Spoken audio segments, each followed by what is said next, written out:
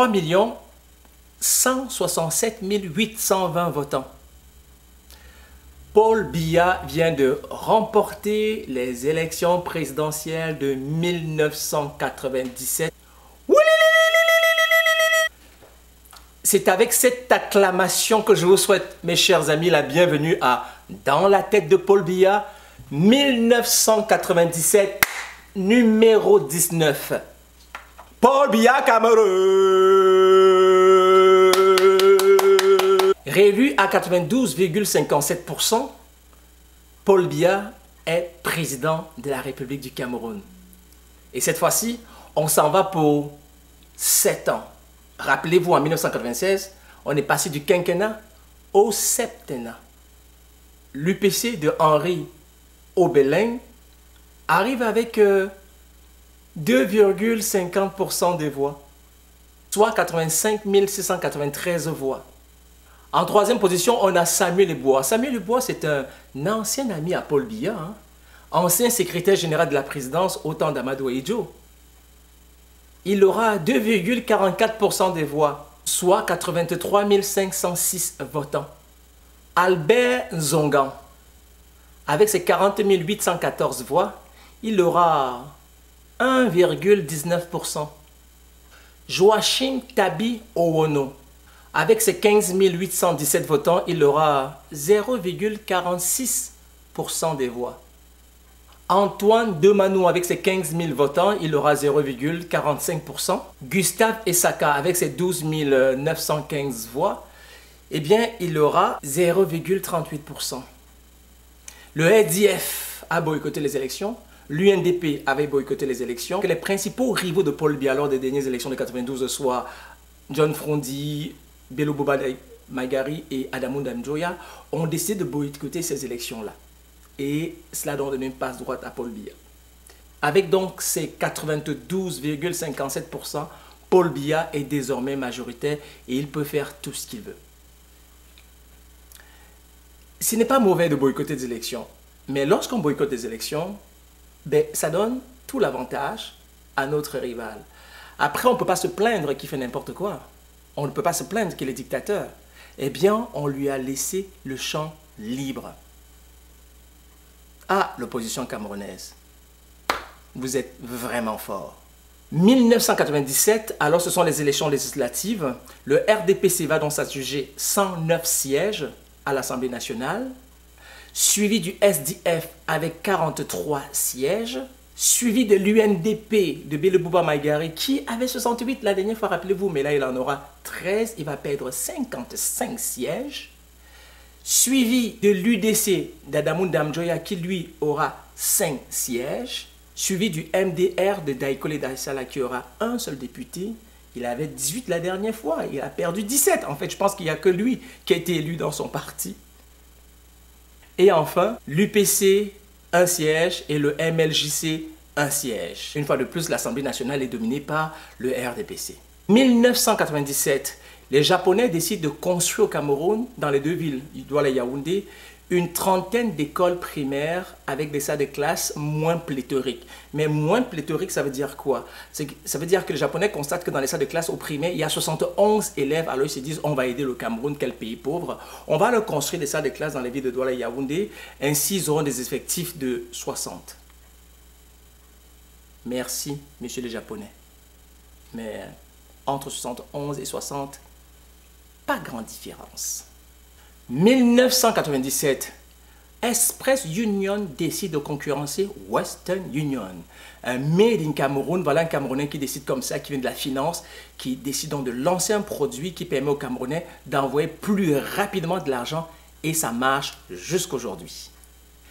1997, la Banque mondiale décide donc de passer à une deuxième étape de financement pour aider le Cameroun dans ce qu'ils appellent le PAS 2, Programme d'ajustement structurel phase 2, et va donc prêter de l'argent au Cameroun en disant on y va. L'objectif de la Banque mondiale en prêtant cet argent au Cameroun est le suivant: réaliser un taux de croissance en moyenne de 5% par année, stabiliser le déficit des comptes extérieurs avec le compte courant intérieur à 2,5% du produit intérieur brut. un gros défi pour le Cameroun. Allons-nous y arriver? 1997, la mort règne au Cameroun. Kotoba, c'était mort en 96. Mais là, en 97, c'est Eboalotin qui s'en va. Il nous laisse sa guitare. Mais les artistes ne meurent jamais. Henri Bandolo va également s'en aller. Il va au pays de ses ancêtres. Cet ancien journaliste et qui a été ministre, bien sûr, de l'information, va également quitter la scène. Jean Fauchivé, l'ancien chef de police et des renseignements du Cameroun, de Ahidjo et de Paul Biya, lui aussi va quitter la terre pour le pays de ses ancêtres. Simon Pierre Tsongi, l'ancien premier ministre du Cameroun oriental, qui a été premier ministre juste avant Paul Biya, va lui aussi quitter la terre pour le pays de ses ancêtres. Victor Aïssim Bonder, l'ancien ministre d'Ahidjo de l'administration territoriale et adversaire de Paul Biya, lui aussi va quitter l'année 1997. Donc en 1997, pas mal de morts. Je vous raconte une histoire terrible. 20 avril 1997, très important. Le professeur Titus Edzoa, qui était secrétaire général à la présidence de Paul Biya, va être rétrogradé comme ministre de la Santé. Durant son mandat de ministre de la Santé, il aura tellement les bâtons dans les roues qu'il va donc décider de démissionner. Il va donc démissionner pour devenir candidat aux élections présidentielles de 1997. Malheureusement, il ne faut pas s'amuser avec Paul Biya. Le ministre Titus Edzoa, en étant secrétaire général à la présidence, pour lui, le président de la République ne travaille pas. Dans une entrevue accordée au journal Le Jour, il a fait des révélations fracassantes. Il a osé dire que Paul Biya ne travaille pas. En d'autres mots, Paul Biya serait un paresseux. Et lui, lorsqu'il était secrétaire général à la présidence, il dit qu'il y avait des dossiers qu'il fallait bouger, mais qu'il fallait bouger vite, mais que Paul Biya ne bougeait pas. Et cela m'amène, mes chers amis, à vous faire donc remarquer quelque chose. Vous savez, le laxisme dont on reproche toujours à la fonction publique camerounaise, finalement, ce n'est pas de la faute des fonctionnaires. Car si le président de la République ne va pas assez vite, ne signe pas assez vite des documents, ne donne pas vie à des décisions qu'il prend, eh bien, les ministres, les délégués, les sous-ministres et tous les autres commettants au plus bas ne peuvent pas avancer. Et Titus Edzoa, en étant secrétaire général à la présidence, s'est rendu compte qu'en fait, si c'est ça la fonction du président de la République, et qu'en plus ce président de la République n'ose pas bouger, et en tant que secrétaire général, il était impatient, parce qu'il s'en rendait compte que le président pouvait faire beaucoup de choses, mais que Paul Biya en faisait très peu. Alors il s'est dit, ben, pourquoi je ne peux pas être moi-même président de la République? Puisque en fait, celui-là qui est président, mais il ne fait rien. Mais moi je peux faire mieux que lui. Je constate de l'intérieur que finalement, si le Cameroun ne bouge pas, mais c'est à cause de lui. Et Titus Edzoa va même aller jusqu'à indexer le président de la République en disant que rien ne bouge parce que c'est le président qui prend des décisions et parce qu'il est lent à prendre des décisions. Et voilà pourquoi, sur le plan des institutions et sur le plan de l'économie, rien ne bouge. Cette révélation de Titus Edzoa va malheureusement signer son arrêt de mort.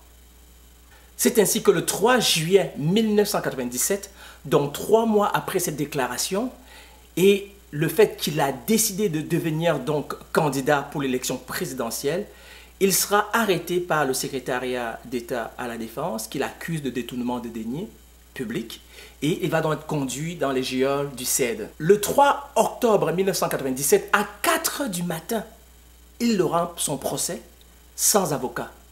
Et il sera donc condamné. Malheureusement, dans sa débâcle, il y a un jeune Thierry Michel à Tangana. À l'époque, on disait qu'il était son bras droit. Mais finalement, aujourd'hui, ça n'avait finalement rien à voir, puisqu'il y a eu des enquêtes, et on reviendra là-dessus. Ben, le pauvre monsieur, un jeune Camerounais, mais citoyenneté française, va lui aussi se ramasser en prison. Il estime qu'il était emprisonné pour rien. C'est ainsi donc que Titus Edzoa, l'ancien bras droit de Paul Biya, va passer sa vie en prison. Il est sorti en 2014. Et je vais vous lire rapidement un extrait de ce que Titus Edzoa a dit. « J'ai toujours été positif, mais ce n'est pas à un ministre de dire que tout est immobile. Vous le voyez vous-même, rien ne marche. On lui dit « bougez, bougez, monsieur le président ». mais ils ne bougent pas. Ils ne travaillent pas. Vous ne pouvez pas vous imaginer les efforts qu'on fait à l'intérieur pour que les choses bougent. Pour faire aboutir la nouvelle constitution, ce fut très rude. Ils ne voulaient même pas qu'on limite les mandats.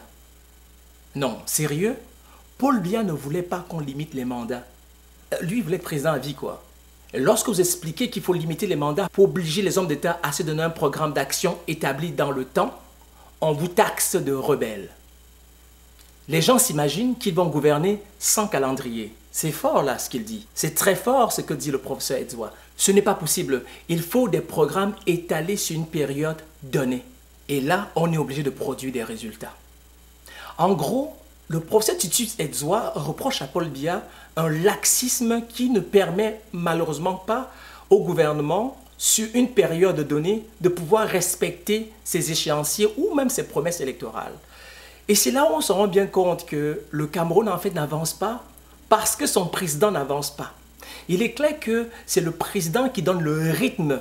C'est le président qui donne la mesure. C'est la même chose dans vos familles. Quand vous levez le matin, vous êtes des pères d'enfants, nous avons, si vous êtes de la même génération que moi, nous sommes dans la début quarantaine, nous avons, pour ceux qui ont eu des enfants, pour ceux qui vivent en famille, vous vous levez le matin, si c'est vous le pourvoyeur, vous donnez des directives à la maison, vous parlez avec votre femme et vous décidez du déroulement de la journée et parfois même de la semaine et parfois il faut même planifier le mois. Mais si un président de la République ne le fait pas et que son secrétaire général lui dit « Monsieur le Président, il y a ce dossier qui il y a ce dossier, et que le monsieur, lui, il n'a pas le temps. Mais bien sûr, le Cameroun va sombrer dans un laxisme sans nom et on n'évoluera jamais, monsieur le Président. Et pour cela, le professeur Titus Edzoa est allé en prison. Aujourd'hui, il est sorti depuis 2014, il est dehors, mais c'est quand même un énorme scandale. Et on se rend bien compte que, un peu comme Georges Achou-Montfort qui avait dénoncé les scandales de fraude des électorales en 92, un peu comme Célestin Monga qui avait dénoncé l'absence de démocratie, eh bien, Titus Edzoa, lui, en 97, il dénonce le laxisme du président de la République. Au lieu de prendre acte de cela, ce dernier le congédie. Titus Edzoa n'a jamais pu être candidat et malheureusement, il a passé une bonne partie de sa vie en prison, délaissant sa femme et ses enfants.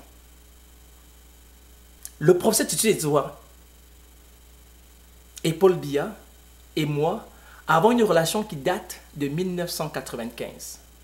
Je vais vous la raconter un jour. Au Cameroun, lorsque vous avez l'audace de critiquer le président de la République, alors là, vous pouvez être sûr que désormais, les 4 murs autour de vous ne ressembleront pas aux murs de votre maison. C'est malheureux, c'est dommage. Si vous avez aimé, merci de partager. C'était 1997 dans la tête de Paul Biya. Le président a regagné des élections. Salut!